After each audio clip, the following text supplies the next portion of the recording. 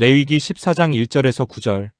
오늘 본문은 13장에서 14장까지 이어지는 나병 관련 규례 가운데 회복된 나병 환자를 위한 정결, 회복 선포 의식에 대해 다루고 있는 내용입니다.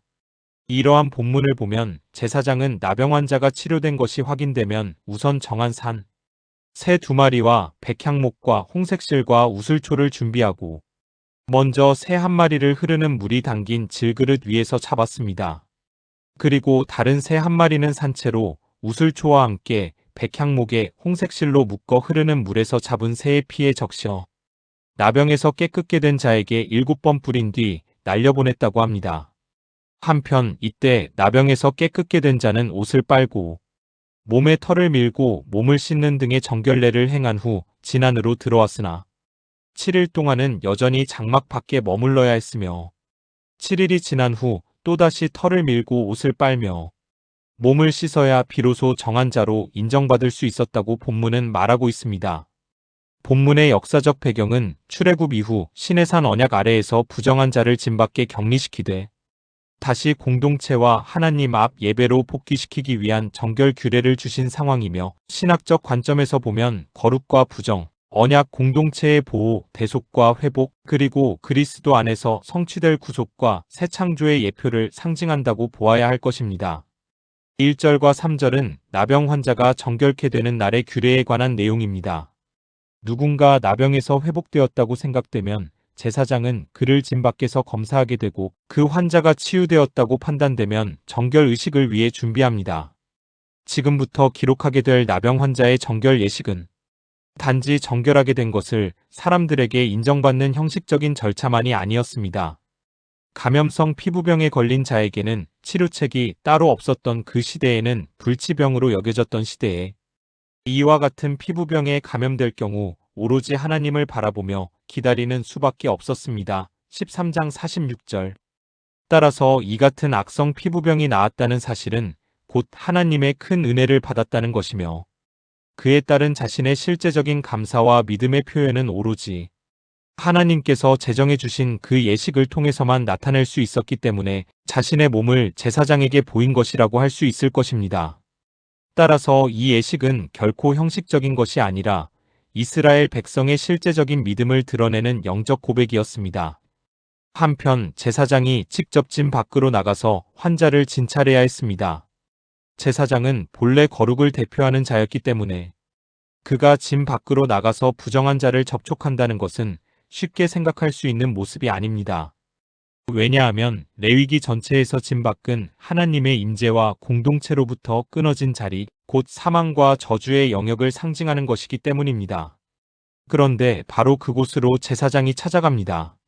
이처럼 진 밖으로 나가 환자를 진찰한 제사장의 행동은 곧 하나님께서 세워주신 율법이 결코 경직된 것이 아니며 오히려 그분의 긍휼을 반영하고 있다는 사실을 간접적으로 말해주고 있는 것입니다. 결국 이것은 훗날 거룩하신 그리스도께서 죄인들을 찾아 이 땅으로 오신 성육신의 예표라고 신약 저자들은 말하고 있습니다. 4절에서 7절은 제사장이 정결 예식에 사용할 것을 명령하는 내용입니다. 모든 예식에서 보았듯이 예물을 가져오는 자는 반드시 예배자이어야 했습니다. 그 예물은 정한 산새 2마리와 백향목과 홍색실과 우슬초였습니다. 본문의 새는 환자를 상징한다고 볼 수 있습니다. 따라서 새에게 행해지는 예식 하나하나는 환자에게 일어날 변화를 상징합니다. 한편 진 밖에 혼자 떨어져 생활하던 환자로서는 진 안에 있는 가축을 접할 수 없었기 때문에 하나님께서는 그가 가장 손쉽게 구할 수 있는 새를 가져오라고 명한 것입니다.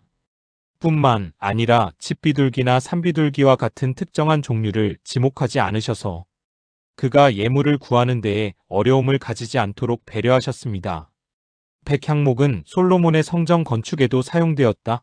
열왕기상 5장 6절에서 10절 고합니다.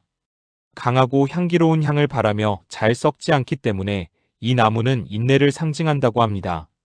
이 나무가 정결 예물의 하나로 사용된 것은 다시는 부정함으로 썩어 들어가는 육체를 가지지 않을 것을 상징하기 위해서라고 합니다. 또한 홍색실은 고대로부터 진홍색은 매우 중요한 것을 표시할 때 쓰인 색깔이라고 합니다. 여호수아 2장 18절에서 21절. 또한 피와 속죄를 상징하며 죽음에 대한 생명의 승리를 상징하기도 합니다. 이사야 1장 18절. 따라서 홍색실은 환자에게 부여하시는 하나님의 속죄와 생명의 은혜를 상징한다고 할 수 있습니다. 또한 홍색실은 우슬초를 백향목에 묶을 때 사용한 것으로 볼 수 있습니다. 우슬초는 털이 무성하고 잎이 밀집되어 있어서 흡수력이 좋은 박하초의 일종입니다. 민수기 19장 18절. 그래서 강한 향을 지니며 방부제의 재료로도 사용되었다고 합니다. 여기서는 피를 찍어 뿌리기 위한 용도로 나왔습니다. 그러니 이는 상징적으로 피부병 환자의 부패가 더 이상 진행되는 것을 막는다는 의미를 지녔다고 볼 수 있습니다. 5절에서 새 한 마리를 잡을 때 지켜야 할 두 가지를 보여줍니다. 하나는 질그릇 안에서 잡는 것이고 다른 하나는 흐르는 물 위에서 잡는 것입니다. 질그릇 안에서 잡는 것은 피를 그 용기에 담기 위함이며 또한 흐르는 물 위에에 해당하는 히브리어 알마임 하임는 생수로 번역할 수 있습니다. 따라서 이 물은 죽음과 반대되는 생명을 공급하는 힘을 상징합니다. 그러므로 흐르는 물 위에서 잡는다는 것은 흐르는 샘물 위에서 잡는다는 의미가 아니라 생수가 담긴 용기 안 생수 위에서 잡는 것을 말하는 것입니다. 이때 피는 그 생수와 섞이게 됩니다. 51절. 한편 본문에서 죽은 새는 환자로 있던 사람을 상징하며 이 새의 죽음은 하나님의 긍휼이 임하지 않을 경우 그 환자가 당할 수밖에 없었던 죽음을 상징합니다. 또한 생명이 피에 있기 때문에 17장 11절 이 새가 흘린 피는 그에게 주어질 새로운 생명을 상징하며 그 피가 섞인 생수는 그에게 주어질 정결함과 생명력을 상징하는 것이었습니다. 신약 저자들은 악성 피부병 환자 대신에 죽어간 이 새의 죽음을 그리스도의 죽음을 예표한다고 생각하였습니다.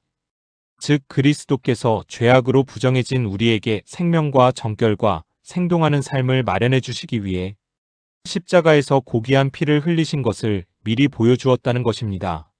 한편 6절에서 백향목과 홍색실과 우슬초와 더불어 살아있는 새를 잡은 새의 피를 찍어해서 찍어로 번역된 타발은 에 담그다란 뜻입니다. 즉 피 속에 담근다는 것입니다.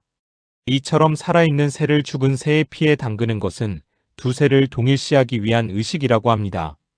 즉 한 마리 새로 죽음과 생명을 동시에 나타낼 수 없었기 때문에 두 마리 새를 취한 것이며 궁극적으로 이 두 마리의 새는 죄에 대하여 죽었다가 다시 정결한 새 생명을 얻게 된 나병 환자를 상징하는 하나의 예물로 취급되었던 것입니다.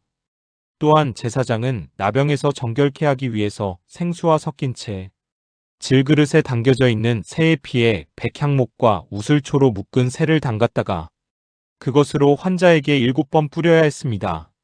히브리인에게 있어서 7은 절차상 완전함을 상징하므로 7번이나 반복하여 피를 뿌린다는 것은 피의 효력이 완전히 환자에게 발생함을 상징하는 것입니다.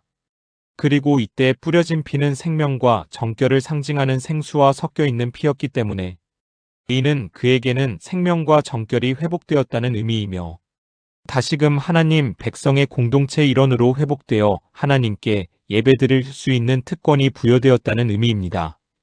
또한 살아있는 새를 들판에 자유롭게 놓아주는 것은 병을 지니고 있던 자에게서 죽음의 사슬이 풀어지고 그가 자기 형제들과 함께 자유롭게 살아갈 수 있게 되었다는 것을 상징한다고 할 수 있습니다. 8절에서 9절은 피뿌림 이후의 절차에 대한 규례입니다. 치유된 나병 환자는 7째 날에 정결의식으로서 옷을 빨고 모든 털을 밀고 몸을 물로 씻음으로 육체적 나병의 잔재를 완전히 제거해버리고 집 내로 들어올 수 있었으나 집 밖에서 7일을 머물러야 했습니다. 이것은 하나님 앞에서 육체적 병과 부정의 잔재를 완전히 제거해버리고 하나님으로부터 오는 내적이고 영적인 성결을 얻기 위한 2차 정결 예식을 위한 시간이었습니다. 예수님도 마태복음 8장 1절에서 4절의 본문을 적용한 것을 알 수 있습니다. 이처럼 하나님께서 나병에서 완치된 자가 집에 들어가기까지 7일의 기간을 두신 것은 비록 그가 정결의식을 통하여 정결하다고 선언을 받았지만 부정했던 몸과 옷과 털들을 깨끗게 하여야만 온전히 정결케 될 수 있었기 때문입니다. 즉 오늘날 우리 기독교인들도 예수님으로 인하여 죄에서 구원을 받았지만 우리 안에 죄악된 몸, 즉 본성은 남아있다는 것입니다. 그러므로 죄악된 본성과 성령이 우리의 내면에서 싸우는 것이 바로 우리들의 영적 전쟁인 것입니다. 그래서 성령이 이기면 우리들의 삶에서 예수님이 나타날 것이고, 우리의 본성이 이기면 우리들은 우리의 본능이 이끄는 대로 살아갈 수 있다는 것을 알아야 합니다. 그러므로 우리들이 구해야 할 것은 바로 성령 충만입니다. 이것이 바로 성화의 과정에 있는 우리들의 신앙생활인 것입니다. 이 시간 나의 신앙생활은 어떠하지 한번 점검해보는 시간이 되었으면 합니다.